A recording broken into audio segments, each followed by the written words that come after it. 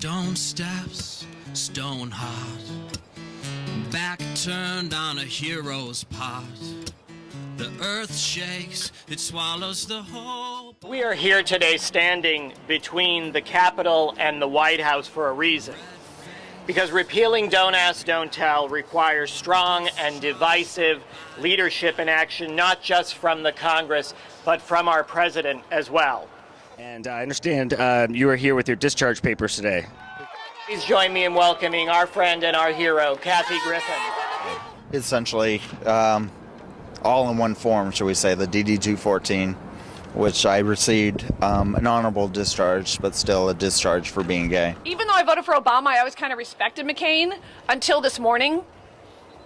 I was so disappointed and let down by this man that I thought at least was intelligent, had obviously served the military with honor, questioning the man and woman who stood before him, who'd been dishonorably discharged, separated, whatever they call it, and accusing them of lying, exaggerating. And there's a question he kept asking them over and over.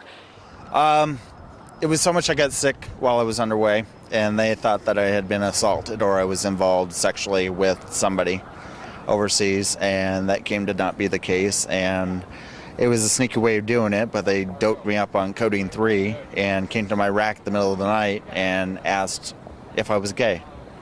And he was so condescending in his tone, it surprised me. He kept saying to them, wasn't Don't Ask, Don't Tell a policy in place when you joined? And they both said yes. And he said, did you not understand it?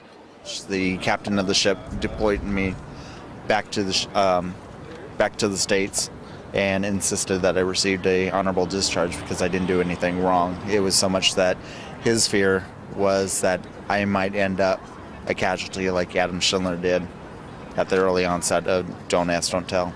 And he kept saying over and over, are you telling me that as a graduate of this school or that school that you actually didn't understand it? And both of them seemed a little caught off guard, and they said, well, one guy said, actually, we didn't understand it. It was pretty vague when it was first instated. And the woman said, I understood it, but I wanted to serve so much, I knew I could serve anyway until I was kicked out.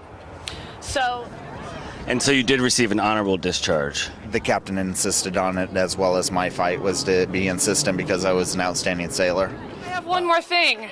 A text from Cher. Now, with an honorable discharge, you still receive benefits then, correct, or no? Actually, I lost them. The 10-year was enough, but still at the time, it was so much that they were just cleaning house. And, anybody that was being discharged under this still, even as an honorable, would not receive their benefits. Stand strong, you crazy bitch. Fight hard. That's why I love you. Cher. It's really fun. Kathy, what happened to the DC Housewives? Oh, I don't know. I want to get to the bottom of that. We need to let you. I'm actually having a very A-list moment right now. But believe me, the minute I get back on the plane, and I'm sure it'll be Southwest, I'm back on the D-list right below. From Pennsylvania Avenue in Washington, D.C., this is Steve Fox with DC Agenda.